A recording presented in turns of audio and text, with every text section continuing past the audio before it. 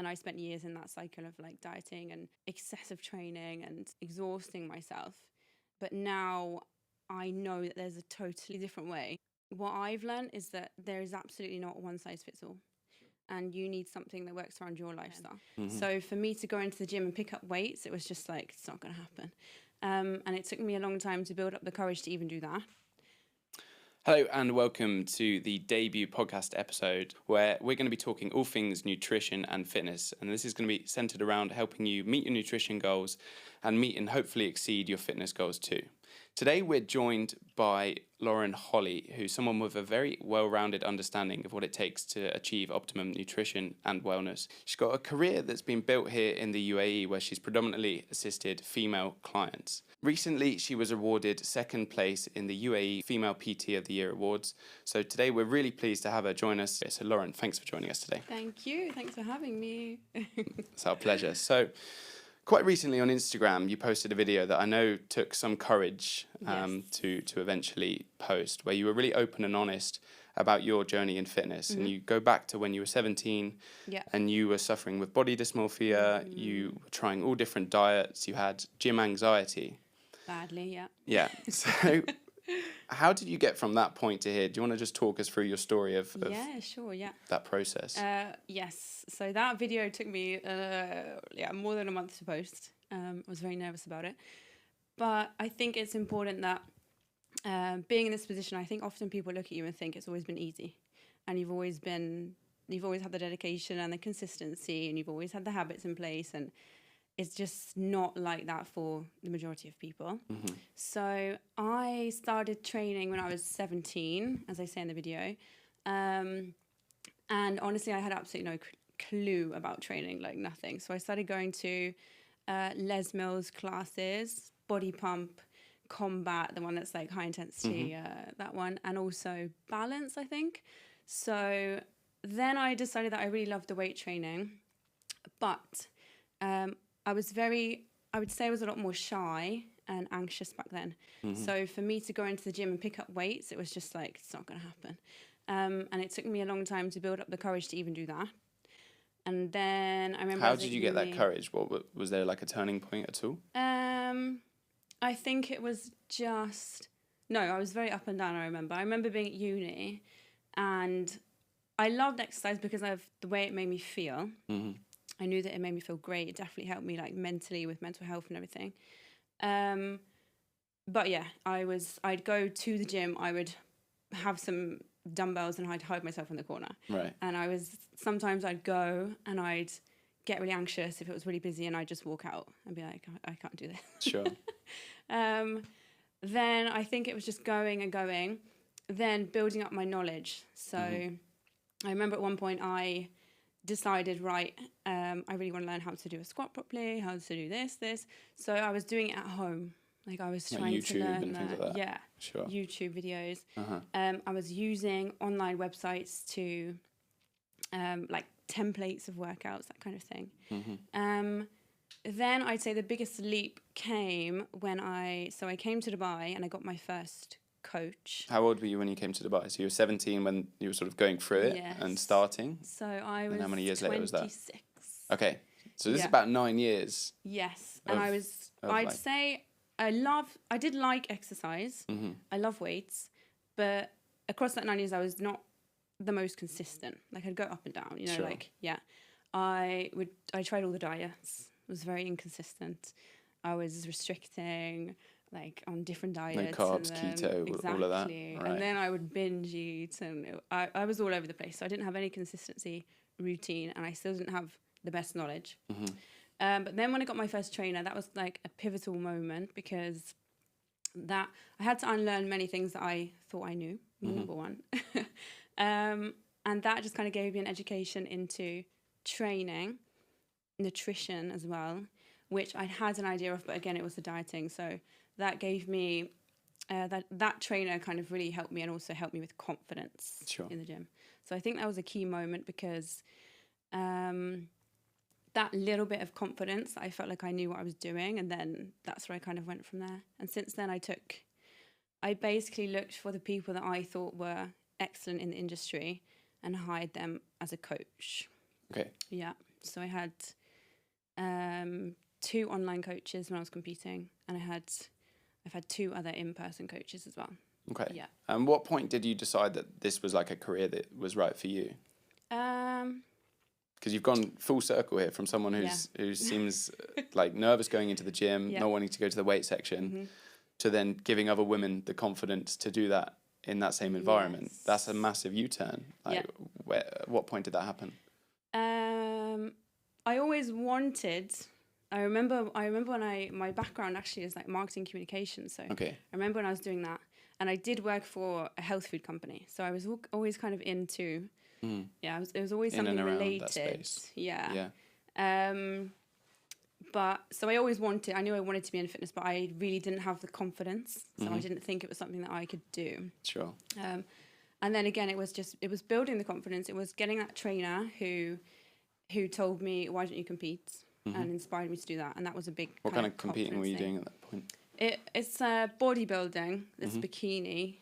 So I was competing in, it's called WBFF bikini. Nice. And I won that. So that was my first competition and I won it. So that was a massive like confidence boost for me. You're like, oh, I can do it. Yeah. And it was the most nerve-wracking thing I've ever done. Like standing on stage in a bikini was...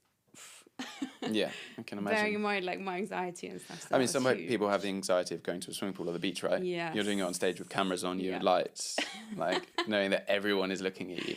And but that was also a pivotal moment for me because that took, so my prep was 6 months. And I was Emirates cabin crew at the time. So I was constantly flying around the world. And I remember I took my meal prep. I was really, I would say a little bit obsessive, which you almost have to be when you're competing. Yeah. But to the extreme because of my lifestyle at the time. So I would get off a 14-hour flight and my first thought would be, I need to do my workouts because I was training 6 times a week. Sure.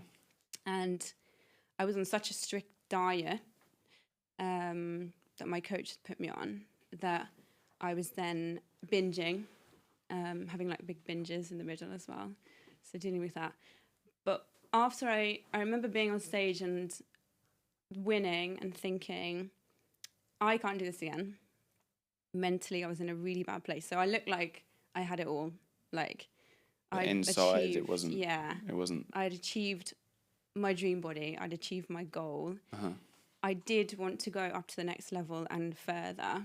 But I decided mentally I'm not in a good place with food. Really need to work on my relationship with food, my body image, and the relationship with myself. Okay. Yeah. So I kind of took myself out of that. But I think that was a massive learning curve, as was working for Emirates, because obviously predominantly the crew are female.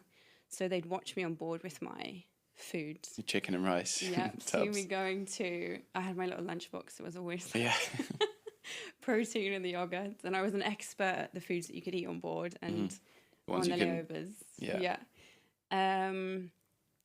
I've become an expert at how you can train when you're traveling as well, like in hotel rooms and hotel gyms. Because that's a massive problem for people in this city, because there's such a high proportion of Emirates employees in the city. And I think everyone knows UAE is a very visual place. People want to look good. You're by the beach most of the year. Yes.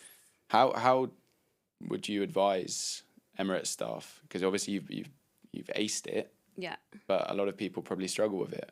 Absolutely, what would you say to them? Well, that's what I saw on board. I constantly get asked, how do you do it? Like, how do you stay consistent? Yeah. I can't eat like that. And like, I can't train like that. To be honest, the thing that I did was being proactive. It was, I would sit down, and I still do this to this day. I'd sit down and I'd plan out when my flights were. Sure. Yeah. So then I'd know. Then my next priority, so that was my first priority, obviously, when I'm going to go to work and fly. My next priority would be when's my training and sleep? And then it would be when I'm going to do my meal prep. But that was how it was then when I was competing. Like, I had to be so, like, disciplined with my time. Yeah. Yeah. Do you think a lot of people struggle with that, though? I mean, it takes a lot of commitment to do all of those things. Yes. And it's all well and good doing it for 2 weeks, and which I think a lot of people do. They get excited about wanting to be in good shape. They go to the gym, they do all of the right things in the kitchen, but then it falls off. How should people kind of conquer that challenge?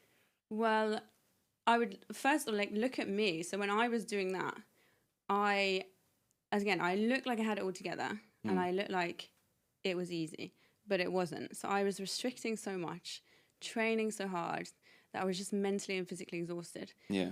And then I was binge eating behind the scenes. So that I didn't tell anybody at the time. But do you think that was okay to do a little binge every now and then? Did it? Because you won this competition, right? I did. What was the impact of the binges on that? That some weeks my coach would be like, "You haven't dropped," and I don't know why. I'm not sure what happened. Yeah. Like knowing full well that it was always pizza and ice cream that I'd have. Yeah, you said that in the video, right? Yeah, Pizza but then I had to almost like restrict. So you couldn't be trusted on an Italy flight. That was probably the worst one for you. It was always kind of like, it was almost like 2 week periods. I could go for almost like 10 days, 14 days, and then it would almost like get too much, and I'd be like, but is that not healthy though, to have like pauses? I don't think it is. You don't? No. So I think it's like basic human psychology, right? You want what you know you cannot have. Yes. Yeah. So my mind was constantly like, this is, I can only eat this, but I really want this. So I was constantly thinking about the foods that I really wanted. Yeah, sure. So that's why now I teach a much more balanced approach to my clients. And let's talk about that, because you teach women only, right? Why is that? Is there, what sort of led you down that direction? Because most PTs teach both, if I'm right in thinking that. Yeah. I always get asked this, and I never had any want or intention to. Okay. I always wanted to be niche. Yeah. Yeah. So I always wanted to train females. Okay. It was never in my mind to not like to coach males as well.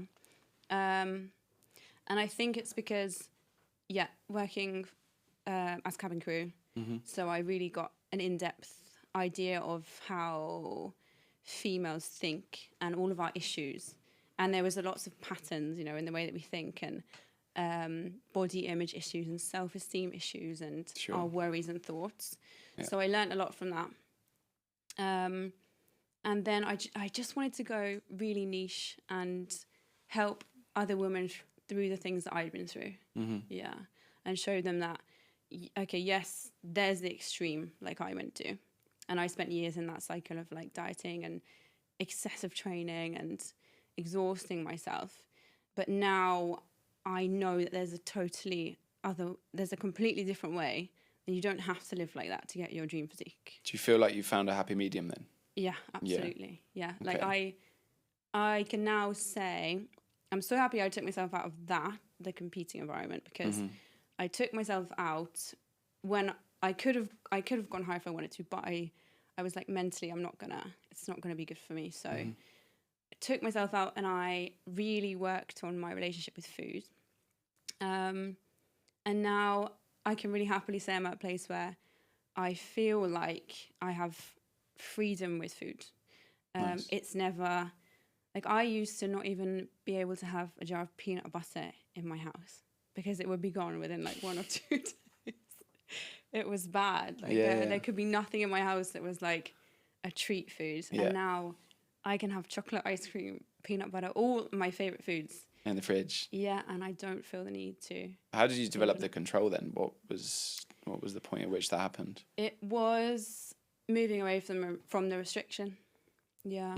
It was moving, which is like something I see with so many women that come to me, is this all or nothing mindset, which I used to have. And if you can, I'd say it's all or nothing mindset. And secondly, it's the feeling of guilt that you get. So if you emotionally eat or you binge eat, it's that feeling of guilt and despair after that's like really like all consuming, and you feel horrendous, and it's a spiral. Sure. And so every time it happened, I would say to myself, I'm not going to feel guilty. It happened, move on. That was something that helped a lot. So like you own it. It's like, exactly. Okay, I'm going to have that tonight. Took responsibility. Yeah. That happened, move on. And then it became, the binges became like further apart. Yeah, because I wasn't beating myself up so much. And And moving away from thinking that I have to live on like 1,400 calories a day. Yeah. So letting it fluctuate somewhat. Yeah. Now, like, I don't count calories anymore, but I did for a long time, my macros, which I don't really regret, even though I was a bit excessive, because I now understand a lot about nutrition from that. Sure. But I would never want anyone else to be in the same position I was in, where they're obsessively weighing foods and thinking about the last gram of chicken or rice. Yeah, no, it makes sense. Like, so when it comes to nutrition then, what percentage do you think that plays in terms of feeling good, being confident to go to the swimming pool in swimwear? Or like, how much is it? Because there's often that phrase, you can't out-train a bad diet. And I think a lot of people try to. Yes. What percentage do you think nutrition plays in the overall? Huge. Yeah? Yeah, huge. With myself and anecdotally with my clients, like I often tell my clients, think about, like, in terms of like fat loss and physique, think about your food as the fat loss. Obviously take this with a pinch of salt, but food as fat loss and exercise more for like the mental side. Yeah. Because often people will look at exercise, and this is when it becomes a chore as well. So they will look at exercise like it's something to burn calories only. Yeah. So for instance, I would have a binge and then I would go on the Stairmaster for 20 minutes and think that made it okay. But it doesn't work like that. So nutrition is so important. And there's so many like studies and research coming out as well about the relation of nutrition to mental health as well. So there's lots of stuff going on about this. It's a major part. But what I would say is a lot of people come to me again with the all or nothing mindset, and they want to completely overhaul their exercise and completely change their way of eating. And I actually now, with my years of experience training women, I look at exactly how they eat and then I tweak it. Because, So you don't go for a full overhaul. No. It's kind of, let's see what we're starting with and tweak it slightly. Yeah. So that makes sense, because it's, I think, going back to the all or nothing mindset, if you're going to change everything all at once, it's really easy to then just fall back into bad habits. If you're tweaking small bits at a time, then it probably makes it easier. It's not sustainable. It's going to be, right? Yeah. So for people that nutrition is a big problem, and I think that it is in this city, there's two parts to it. A lot of people come here and it's known as the Dubai stone, right? You arrive and you get a bit chubby. Like, it's such an accessibility driven city in terms of you can have anything whenever you want from your sofa. You can just pick up your phone. That's true. And any cuisine in the world can be there. We're very pampered. Right? Yeah, we completely are. But then at the same time, it's a very fitness driven city. There's a lot of wellness going on and everyone seems to be involved in run clubs or members of a gym. Yes. How do you feel that people can kind of avoid the pitfalls of the Dubai stone and be on the right side of it? One thing that I would say is to go back to basics. And by that, I mean, there is so much information out there on social media, and everybody has a different idea of, let's try this diet, or let's do this boot camp, or let's try this exercise regime. But what I've learned is that there is absolutely not one size fits all. Sure. And you need something that works around your lifestyle. So if you are someone who travels constantly for work, or you are someone who is a mother with 2 kids, or you are someone who's single with maybe like less responsibility, you need a completely different exercise program. You've got a completely different lifestyle, way of eating. You've got different habits, responsibilities. So that's my thing with clients, is that I'm not going to give you a cookie cutter way of training and eating, because that's just not going to work. Yeah, you need something that fits around your lifestyle. So you can go on social media and you can see, and I get it constantly as clients coming to me, should I try this diet? Should we do this exercise? And the way I see it is you need to start with the basics and look at your own life and look at your own habits. So what can you do from there? So the basics in terms of nutrition, sleep, and exercise. And it's completely different for everybody. Yeah. But if you don't have those building blocks in place, it's not going to... stand. It's the building comes down. Exactly. It's like you're trying to build, like, if you look at the analogy of trying to build your dream house, like, think that's like an analogy of your dream physique.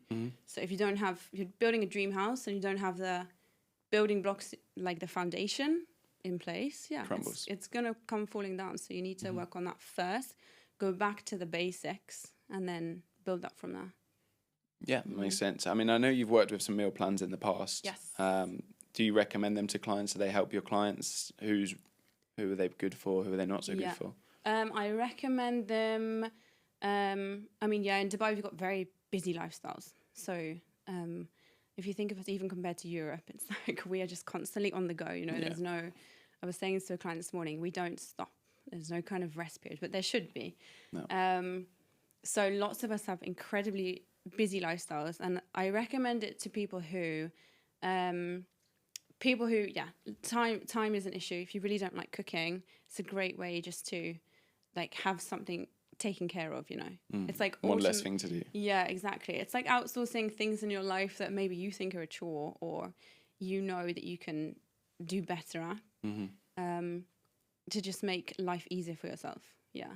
So for that, it's a great way to do it. And there seems to be a trend of people feeling less confident in the kitchen. I think, especially in this city, you don't see as many people with grocery bags going home on Kibsons and whatnot, but people tend to order in, and that's developing. You said gym anxiety earlier. You might have kitchen anxiety because people don't exactly know how to get what they need in a dish. And I think meal plans are probably one way that they can kind of at least start learning about what they should be eating and get used to what they should be eating, as opposed to just ordering in all the time, right? Definitely. And it helps. I often say to clients, it can help you to get an idea of nutrition as well, because it'll give you an idea of how you potentially your meal should look like. Often, like, if a client comes in and they want to do a meal plan, I don't advocate to everyone, because like I do want my clients, if they can, to cook fresh meals for themselves, but meal plans as well, like there's some really great ones out there, with like fresh, nutritious foods, and it's a lot easier to kind of get a full range of vegetables in and your protein in. Plus, we all know it's quite expensive to cook here. So sometimes it's actually more economical to do it that way. Yeah, I would say so. I think, like, as you said, on the point of getting a variety of vegetables, if you're going to the shop and it's, say, 25 dirhams for a big broccoli, and you only want a couple of florets in your dish, and then it makes it very expensive unless you're cooking for a few people. Exactly. Right? So if you're a single person in the city, it can obviously have some financial benefits as well as like helping you with your health. What do you think the main challenges are in the UAE for people when it comes to health and fitness? What would you say that are different, perhaps, because you've come from the UK? What's unique about this city? I think it's that pace of life. Everything is, we're so kind of go, and everything is very easy for us. You can order anything to an app in, like, from your phone in 20 minutes, you know. So we can outsource so many things in our life, but we need to make sure that we've actually made time for us in terms of our health and fitness. Do you think it gets neglected a lot? Yes. So when you start working with a client, is that something that you would look at initially? Yes, like, are you actually taking care of yourself? Because they've taken the first step, right, to come to you. Exactly, Like, how do you kind of suss that out at the beginning? What I see is there is a lot of people, lots of us, and this is not just for the UAE, but lots of us in this like modern age with technology and constantly like our phones are buzzing, is we're just being hit by all kinds of information and things to do all the time. So I think that a lot of us are living in a really highly stressed state, even if we don't feel like it. We're just going through it. Like, we don't know any different at the moment. Don't pause at any point. We don't stop to think, are we happy with our lifestyles? Are we actually healthy? Are we doing things that we should be for ourselves, even in terms of longevity, like this kind of thing, and health and everything? And then I think that either people reach a point where they think, oh God, like I've got a medical issue and I really need to fix this, or they find themselves at a point where they're really not confident with themselves because they think they've put on a lot of weight. So it's like they reach that kind of tipping point often. And I think that, if we can, I think that we're so highly stressed and we're so busy that we forget to have a routine for ourselves. Yeah. Sure. So just go through every single week, bang, bang, bang. Yes. Don't even Yeah. sort of. There's that the analogy about a nightclub where if you're in a nightclub and you're on the dance floor and you're just moving around, you never go on the balcony and look down and see what's actually going on because you're so caught up with people around you. And it's probably similar in this city and this country as a whole, because there is so many distractions. People come here with the short-term mindset of like, I'll be here for 2 years. I think we probably know 80% of people who've come here have said that, right? Yeah, we all say that. And now it's year 6, 7, 8, 10. And because of that, because we're arriving with that transient mindset that we'll be coming and going, people don't lay roots in the ground where they're saying, okay, I'm going to focus on myself, I'm going to build something here. Yeah. And that, do you feel that kind of translates into health and how people look after themselves? I think one thing that I really try to build with my clients is routines. So I see a lot of people are, because of the busy lifestyle, we're very reactive. So we're reacting. But if you are reactive with your health and fitness, it's not going to work. It's not. You have to be. It's going to feel like an extra stress to your life. Yeah. And how do you stay consistent then? How do you, I mean, we spoke about it before slightly, that you have those bursts of motivation, but this is really more of a question of discipline. Yes. How do you build that? Yeah. I think, I mean, I didn't always have discipline. Like, I've been binge eating, and like, it's not something that you just have overnight, you know. I honestly think that it comes from your habits and routines. So I'm big on like the mindset side of things with my clients. Because if you're being reactive, and you get to the end of the working day, like, oh God, I need to train. Oh, I didn't eat anything healthy. You're just gonna go for the first thing, or you're gonna do it like a half-hearted workout, and that's gonna really hinder your progress. Whereas if you can, even if it's a week ahead or even a day ahead, think, okay, this is what I've got to do in the next week or day. Factor in your training and your nutrition. So for instance, now I just make it easy for myself. I look at my day ahead and say, okay, I'm going to be here and here.